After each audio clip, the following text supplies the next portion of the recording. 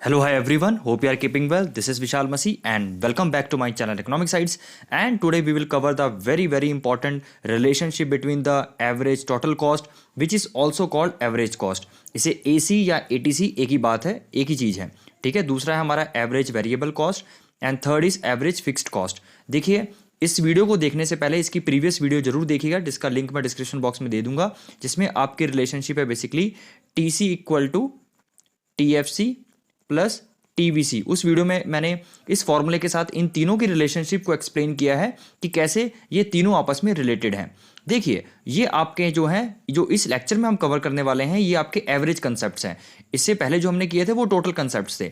तो average concepts निकल के कहाँ से आते हैं? सिंपली जब इसे हम आउटपुट से डिवाइड कर देते हैं. हमारा आउटपुट है, जब इसे भी आउटपुट से डिवाइड कर दिया, जिसे भी आउटपुट से डिवाइड कर दिया, बेसिकली इन तीनों के जब हम एवरेज निकाल लेते हैं तो हमारा क्या आएगा? Very simple. ठीक है, AC या ATC एक ही बात है. इसको AC भी लिख सकते हैं आप. ठीक है, ऊपर वाले को ATC या AC एक ही बात है. सो यहाँ पे मैं ATC भी लिख देता हूँ नीचे, ताकि आपको डाउट ना हो. और ये देखिए, जब TFC को आप Q के साथ डिवाइड करेंगे, ठीक है, बेसिकली आउटपुट से डिवाइड करेंगे, तो T की जगह पे A आ जाता है, एवरेज बन जाता है, वो AFC हो जाएगा.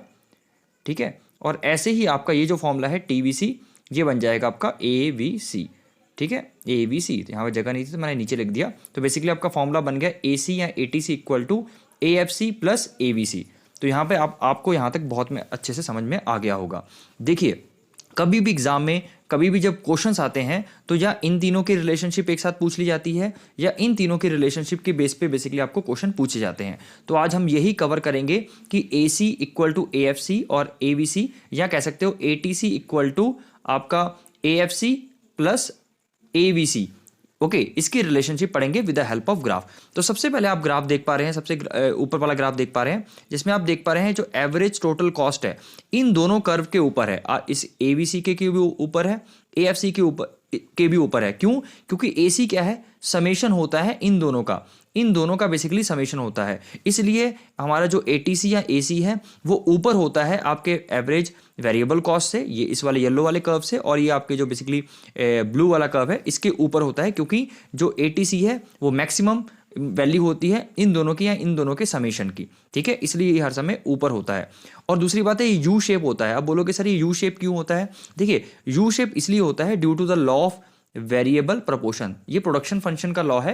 तो इस लॉ में क्या होता है कि इनिशियली जो प्रोडक्शन प्रोसेस होता है वो बहुत अच्छे से होता है, मतलब इंक्रीजिंग रिटर्न होता है. तो जब भी इंक्रीजिंग रिटर्न होगा मतलब एफिशिएंसी हाई होगी, तो आपका कॉस्ट नीचे जाएगा और एक मैक्सिमम पोजीशन तक गिरेगा. और उसके बाद जब आपकी धीरे धीरे आपकी जो एफिशिएंसी है डिक्रीजिंग रिटर्न आने लग जाएगा, राइट. तो उसके बाद हमारा जो है कॉस्ट ऊपर बढ़ने लग जाएगा. ठीक है, ये रीजन है, इसलिए आपका जो ये यू शेप होता है. दूसरी बात है, ABC बिल्कुल आपका जो फॉलो करता है ATC को फॉलो करता है या AC को फॉलो करता है. क्यों? क्योंकि आपको पता है कि इन दोनों को अगर आप माइनस कर देंगे, ATC माइनस AVC, तो आपका निकल के आएगा AFC. ठीक है, तो इन दोनों का बेसिकली जो गैप है वो यही है आपका. ठीक है, क्योंकि आपका अगर ATC minus AVC equal to AFC होता है. वेरी सिंपल मैथमेटिक्स है. अगर उधर लेके जाएंगे प्लस में आ जाएगा, इधर लेके आएंगे माइनस में आ जाएगा. ठीक है, तो इन दोनों का जो गैप है आपका ऊपर वाले ग्राफ का और नीचे वाले ये लाइन है जो दिस इज अ AVC, तो इन दोनों का जो डिफरेंस है वो क्या है आपका? बेसिकली AFC ही है. ठीक है, और AFC आपका क्या होता है? फॉल होता रहता है. देखिए, जब आपका, मैंने क्या बोला था कि जो AVC है बिल्कुल फॉलो करेगा आपके ATC को. ठीक है, तो इसलिए ये भी यू शेप है और ये भी यू शेप है. तो अगर एग्जाम में आपका क्वेश्चन आता है कि ATC और ATC और या एवरेज कॉस्ट और एवरेज वेरिएबल कॉस्ट या एवरेज AVC ये यू शेप क्यों होते हैं, तो आप बोलेंगे due to the law of variable proportion. ठीक है, और दूसरी बात है, जो AFC होता है वो डाउनवर्ड स्लोपिंग होता है. इसे रेक्टेंगुलर हाइपरबोला ही बोला जाता है. ओके, या आप कह सकते हो डाउनवर्ड स्लोपिंग होता है. क्यों? क्योंकि हमारा जो एवरेज फिक्स्ड कॉस्ट है वो कम होता रहता है.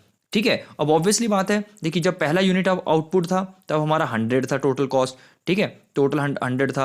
जब दूसरा था तब भी 100 था. तो हमारा जो बेसिकली आप कह सकते हो कि जो हमारा टोटल कॉस्ट है वो सेम रहता है, 100 100 100. तो जब इसे आप आउटपुट से डिवाइड करते हुए चलेंगे तो ऑब्वियसली बात है आपकी वैल्यू कम होती रहेगी. 100 डिवाइड बाय 100, 100 डिवाइड बाय 2, है ना, 50, 100 डिवाइड बाय 3, आपका क्या था, कुछ 33 पॉइंट समथिंग आएगा. 100 डिवाइड बाय 4, देन आपका कितना आएगा? 25 आएगा. 100 डिवाइड बाय 5, 20 आएगा. तो आप देख पा रहे हैं जो इन दोनों का बेसिकली जो एवरेज है वो क्या है हमारा? AFC ही है. है ना, बेसिकली टोटल कॉस्ट का और सॉरी टोटल फिक्स्ड कॉस्ट का और उसके आउटपुट का बेसिकली जो आपका कह सकते हैं एवरेज है वो आपका AFC ही है।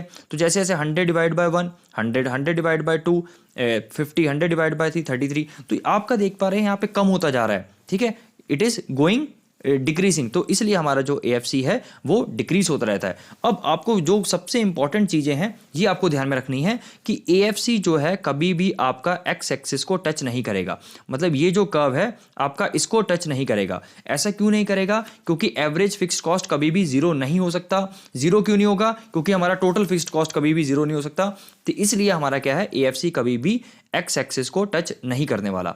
दूसरी बात है, क्या ये दोनों आपस में मीट होंगे क्योंकि इनका गैप तो कम होता जा रहा है? बिल्कुल नहीं, ठीक है, क्योंकि इन दोनों का बेसिकली गैप है क्या, इन दोनों का अगर गैप देखा जाए, इसका गैप और इसका गैप AFC ही है। तो जब AFC जीरो हो ही नहीं सकता तो ये आपस में कभी भी मिलेंगे नहीं सॉरी, आपस में कभी भी ये नहीं मिलेंगे, ठीक है। So they can never meet because AFC जो इनकी डिफरेंस है इन दोनों की वो जीरो नहीं हो सकता, इसलिए आपस में कभी नहीं मिल सकते। और जो AFC है आपका, ये जो कर्व है बेसिकली ये आपका कभी भी एक्स एक्सिस को आपका टच नहीं कर सकता, ठीक है। तो ये तीन चीज़ें हैं, देखिए मैं फिर से बता रहा हूँ, ठीक है, मैं फिर से आपको क्लियर कर देता हूँ। Okay, what thing you have to keep in mind, first of all कि जो AC है या ATC है बेसिकली सेम ही चीज़ है, और हमारा जो दूसरा कर्व है एंड AVC वो यू शेप क्यों होता है? Due to the law of variable proportion. ध्यान रखना, पहला क्वेश्चन ये इंपॉर्टेंट है। दूसरी बात है, आपका जो एवरेज फिक्स्ड कॉस्ट है वो क्या होता है? रेक्टेंगुलर हाइपरबोला बोला जाता है, ठीक है, और ये डाउनवर्ड स्लोपिंग होता है, इट इज डाउनवर्ड स्लोपिंग। क्यों? क्योंकि आपका जो टोटल फिक्स्ड कॉस्ट है वो कम होता रहता है जैसे जैसे हम आउटपुट से डिवाइड करते रहते हैं, इसलिए ये क्या होता है, डिक्रीसिंग होता है, लेकिन कभी भी ये जीरो नहीं होगा, कभी भी एक्स एक्सिस को टच नहीं करेगा। दूसरी बात है, क्या ये दोनों आपस में टच होंगे? क्या मतलब आपका जो कर्व है बेसिकली ATC या AVC, ठीक है, या एवरेज कॉस्ट बोल दीजिए, एवरेज वेरिएबल कॉस्ट, क्या ये दोनों आपस में मीट करेंगे? क्या दोनों टकराएंगे आपस में? ठीक है, या आप कह सकते हो क्या आपस में ये बेसिकली इंटरसेक्ट करेंगे? बिल्कुल नहीं करेंगे, क्योंकि आपका जो AFC है वो कभी भी जीरो नहीं हो सकता। तो आई होप आपको तीनों चीज़ें क्लियर हो गए होंगे, सारे मैंने क्वेश्चन सारी पॉसिबिलिटी बता दी है जहाँ से भी क्वेश्चन आपको आ सकते हैं। So thank you so much, God bless you, आपको ये लेक्चर समझ में आ गया।